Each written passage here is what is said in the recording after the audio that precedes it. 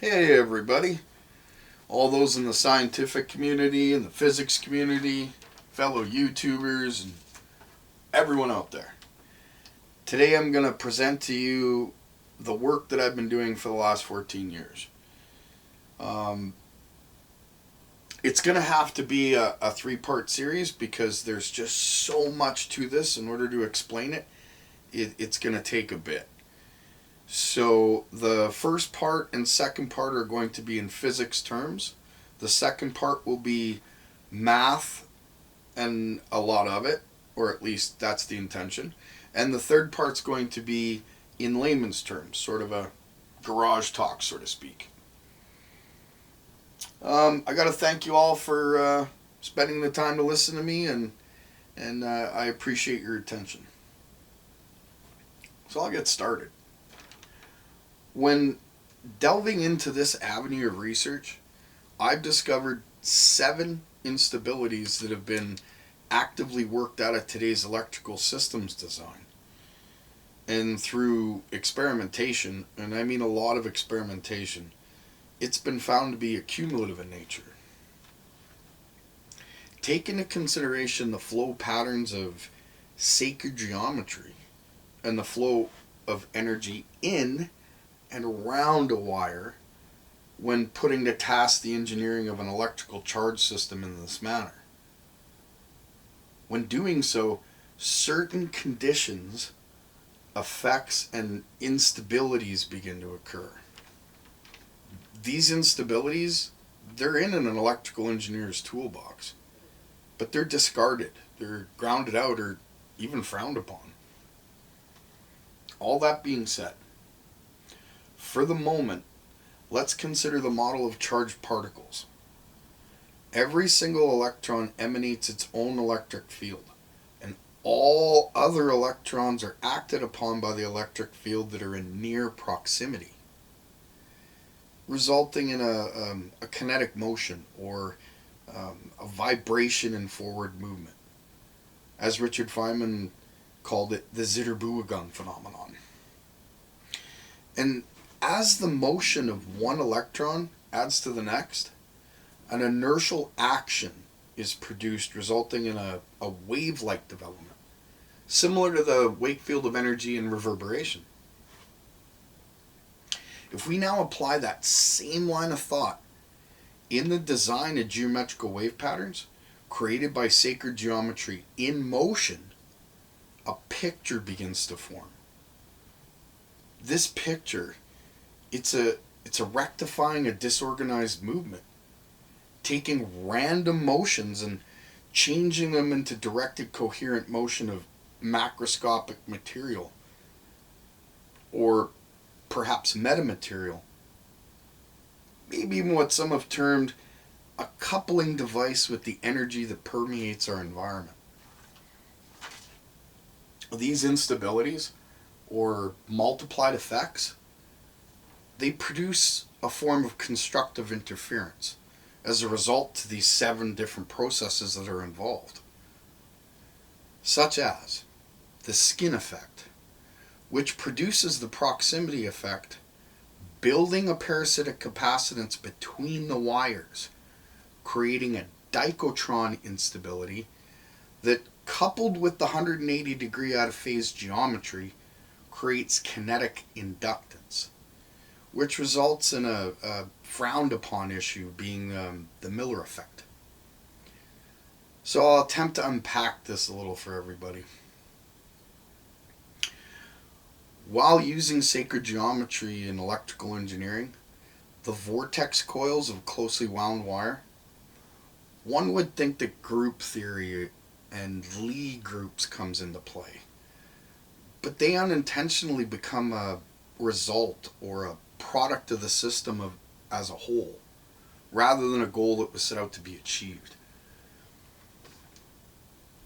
I hope to explain part of the physics to multiple effects or instabilities incorporated into a design with fractal components in a symmetrical pattern. I had to take into consideration the electromotive force in an inductor as alternate current flows through it. I also had to contemplate the resistive heat accumulated in such a system, as well as the back electromotive force created when current is flowing in the primary, which brought me to needing a way of direct conversion of heat to electrical energy in an electrical transformer. That said, after coming to a series of geometries to be experimented with and testing commenced, while working with high frequency pulsing, I had to keep in mind the skin effect and the fact that a wire could be thought of as a 3D cylinder. And the resistance of the wire concentrates the eddy currents flowing through a thin skin rather than the cross-sectional part of the wire itself. And this, coupled with the inductance, slows the current, creating heat in the process of these coils that are so closely wound together. At this time, I had to contend with the Boltzmann equation for the fact that it has been achieved through experimentation a temperature oscillator with low parasitics, giving it a self-tuning cycle with an electric field that is synchronized with the temperature signal. By changing the temperature while measuring the current over the temperature ranges and frequencies, let me say that again. By changing the temperature while measuring the current over the temperature ranges and frequencies that are relevant for the application with sharp and repetitive changes, it allows for the increase in the ability to control temperature. I'll repeat that one more time. It allows for the increase in the ability to control temperature while decreasing the ability to cycle, requiring a perfect isolation for any given input of any thermal waveform, making it an efficient thermodynamic cycle, and allowing for the electrocaloric effect to be achieved. These concepts, they overlap each other to the accumulation of useful work. And due to the first two effects previously spoken of, parasitic capacitance is produced. And this unwanted capacitance that exists between the parts of an electrical component or circuit, due to the close proximity to each other, it becomes useful in kinetic inductance. And through the inertia created, the dichotron instability manifests, which really is a plasma created by two sheets of charge slipping past each other by two surface waves propagating in opposite directions, one over the other. Due to the Zitter-Buergang phenomenon, the wave-like motion that's created, combined with the 180 degree out of phase electromagnetic coil design, it allows kinetic inductance to be produced, giving way to the Miller effect, accounting for an increase in the equivalent input capacitance for an inverting voltage amplifier due to the effect of the capacitance between the amplifier's input and output terminals. If we now consider the electromotive force or the electromagnetic force, potential voltage, when taken from a linear movement to an orbital flow, it becomes conical in its geometry. And by its very movement, it increases its velocity through compression, which in turn increases its mass due to field decompression through the quest for equilibrium. By using vector spin in the search for the path of least resistance, angular momentum has been observed. Now, at this point you might be asking yourself, what about Lenz's law? You would not be wrong, although we have to take into consideration the eddy currents that make up the electromotive force is negated by the use of the secondary winding of the coil system. In this system, the secondary winding was created as a 180 degrees out of phase mirrored image. I'll repeat that. In this system, the secondary winding was created as a 180-degree out-of-phase mirrored image in order to negate the resistance and capture the currents of the primary, giving way to energy flowing without impedance, bordering on superconductivity.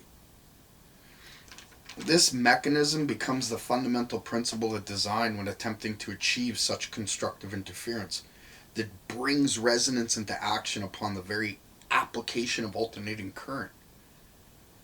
When resonance occurs, the electromagnetic field created, as well as the secondary field from the secondary winding captured through induction, these two fields of inertia, they combine, producing a wave of superposition that produces a boundary layer leading to simultaneous effects such as the Ehrenhoff-Bohm effect. The accumulated effects at this point, they allow for the observation of voltage difference, temperature differential, charge separation, and a form depletion region, partially facilitated by the capture of entropy, feeding the non-equilibrium state and never allowing entropy to succeed. Due to the inertial fields that created, with all the accumulated potentials, brings partial, I'll repeat that. Due to the inertial fields created with all the accumulated potentials, brings partial differential equations into motion. I don't know why I have such a hard time saying that. Partial differential equations into motion. In this system, the electromagnetic coil's field geometry produces voltage differences between the inner core and the boundary layer created outside of the outer rim of the coil, which exhibits the polarization of the surrounding media, coupled to the vacuum polarization of the inner open core.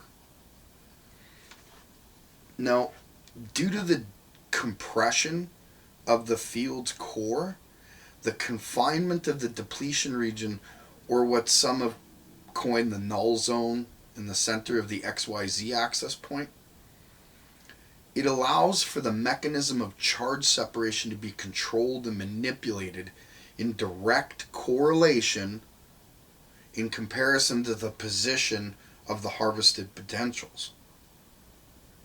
Now, for certain wiring configurations, due to parametric oscillations within and around the depletion region, a conical motion of charge imbalances occur, continuing the inertial flow and bringing in an inrush of vacuum fluctuations, amplifying its potentials, giving rise to the dynamical Casimir effect. The charge imbalance created by the depletion region produces an electric field proportional to the square of the E field's intensity, which brings into question the second law of thermodynamics. The second law dictates that all systems naturally move to an equilibrium state, being a state towards maximum entropy. Therefore, a system that can change no more at all, it's defined to be at equilibrium.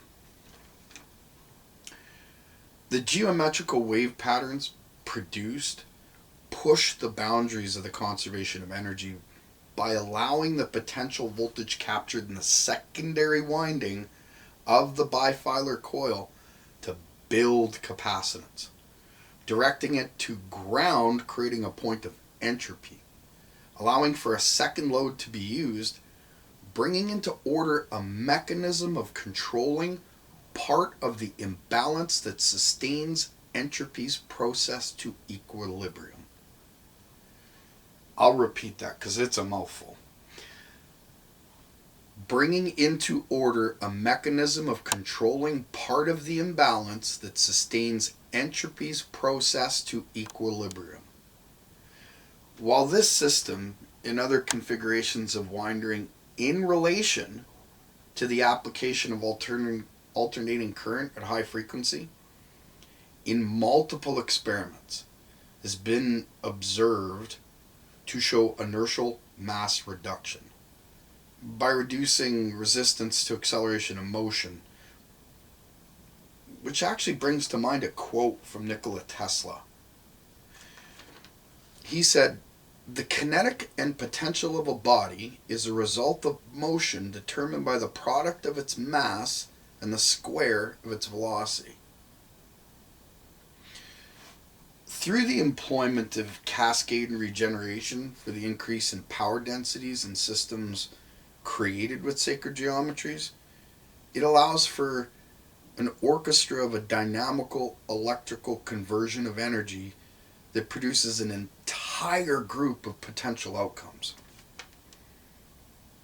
Well, ladies and gentlemen, at this point, this brings me to part 2, where we'll delve into the geometrical magneto-hydrodynamical vortex coil and the production of inertial mass reduction, radiation remediation, and the gyroscopic flow of the inner coil of the system, as well as much, much more. I thank you for your time and your attention. Have a great day.